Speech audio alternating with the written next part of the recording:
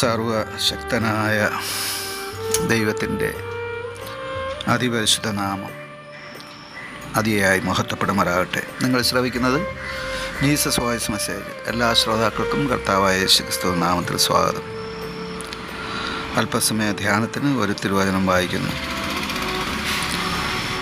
വിശുദ്ധ മർക്കോസ് എഴുതിയ സുവിശേഷം അധ്യായം 10 52 തിരുവചനം. യേശു അവനോട്, പോക, നിൻ്റെ വിശ്വാസം നിന്നെ രക്ഷിച്ചിരിക്കുന്നു എന്ന് പറഞ്ഞു. ഉടനെ അവൻ കാഴ്ച പ്രാപിച്ച യാത്രയിൽ യേശുവിനെ അനുഗമിച്ചു.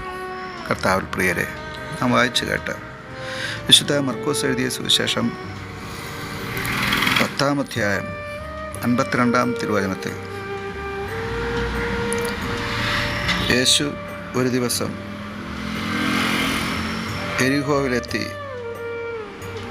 എരിഹോവിൽ നിന്ന് പുറപ്പെടുമ്പോൾ തിമായിയുടെ മകനായ ബർത്തിമായി എന്ന കുരുടനായ ഭിക്ഷക്കാരൻ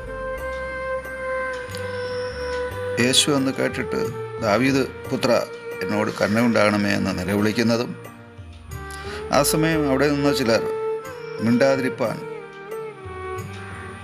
അവനെ ശാസിച്ചപ്പോൾ അവൻ, ദാവീദ് പുത്ര, എന്നോട് കരുണയുണ്ടാകണമേ എന്ന് അധികമായി നിലവിളിച്ചതും, ആ സമയം നടന്നു പോവുകയായിരുന്ന യേശു അവിടെ നിന്ന് അവനെ വിളിപ്പാൻ ശിഷ്യന്മാരോട് ആജ്ഞാപിച്ചതും, ശിഷ്യന്മാർ അവൻ്റെ അടുക്കൽ വന്ന്, യേശു നിന്നെ വിളിക്കുന്നു എന്ന് പറഞ്ഞുകൊണ്ട്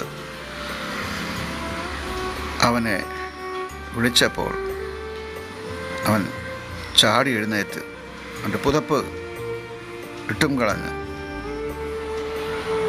യേശുവിൻ്റെ അടുക്കൽ വന്നതും, ആ സമയം യേശു അവനോട്, ഞാൻ നിനക്ക് എന്ത് ചെയ്യണമെന്ന് ചോദിച്ചത്. യേശു അവന് കാഴ്ച നൽകുവാനിടയായത് നാം കാണുന്നു. ഈ കുരുടൻ യേശുവിനോട് ആവശ്യപ്പെട്ടത് എനിക്ക് കാഴ്ച ലഭിക്കണമെന്നാണ്. ആ സമയത്ത് യേശു പറഞ്ഞ മറുപടിയാണ് നാം വായിച്ചത്. പോക, നിൻ്റെ വിശ്വാസം നിന്നെ രക്ഷിച്ചിരിക്കുന്നു. ഉടനെ അവൻ കാഴ്ച പ്രാപിച്ചു എന്നാണ് നാം കാണുന്നത്. ഇന്ന് കഷ്ടാനുഭവ ഞായറായി ആചരിക്കുമ്പോൾ ഒരു മനുഷ്യന് അനുഭവിച്ച അന്ധകാരത്തിൻ്റെ കഷ്ടതയെ ധ്യാനിക്കാം. തിമായിയുടെ മകനായ ബർത്തിമായിയാണ് ഈ അന്ധകാരത്തിൻ്റെ കഷ്ടത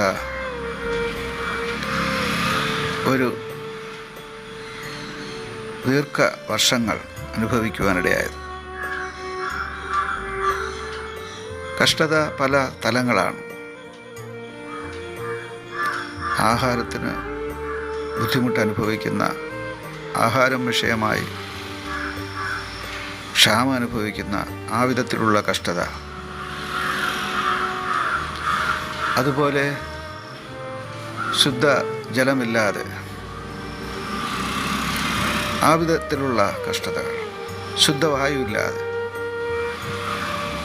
അതുപോലെ ഉപജീവന മാർഗങ്ങളില്ലാതെ, സാമ്പത്തിക ബുദ്ധിമുട്ടുകൾ, സുവിശേഷ നിമിത്തം കഷ്ടത അനുഭവിക്കുന്നവർ, യേശുവിന് വേണ്ടി, ഭർത്താവിൻ്റെ വേലയ്ക്ക് വേണ്ടി കഷ്ടത അനുഭവിക്കുന്നവർ, ഇങ്ങനെ കഷ്ടതയുടെ തലങ്ങൾ ആത്മീയവും ഭൗതികവുമായി നീണ്ട ഒരു നിരയാണ്.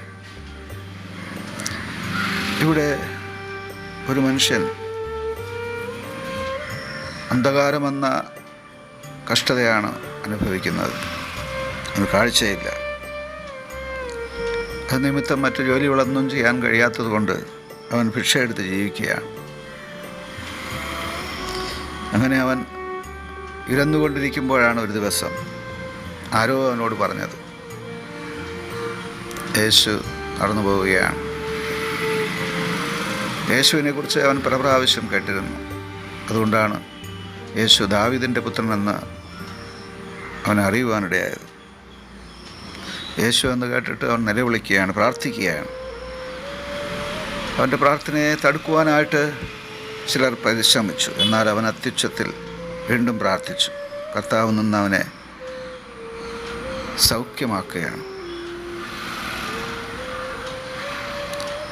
ഒടുവിലായി അവൻ സൗഖ്യം പ്രാപിച്ചതിൻ്റെ രഹസ്യം നാം ഇന്ന് ആദ്യം വായിച്ച വചനത്തിൽ എഴുതിയിരിക്കുകയാണ്.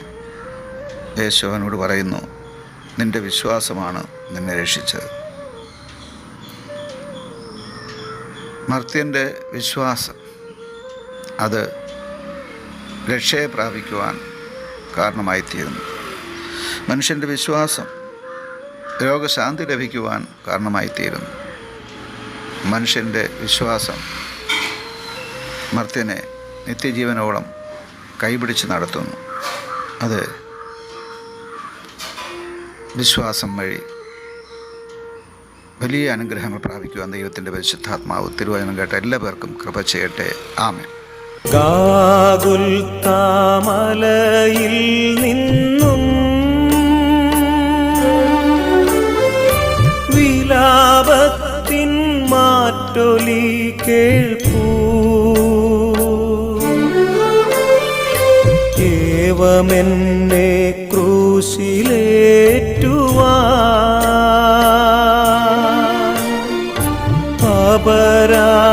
അപരാധമെന്തു ഞാൻ ചെയ്തു.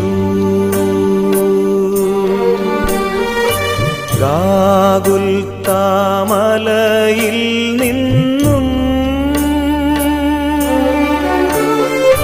വിലാപത്തിൻ മാറ്റൊലി കേൾപ്പൂ. ഏവമെന്നെ ക്രൂശിലേറ്റുവാൻ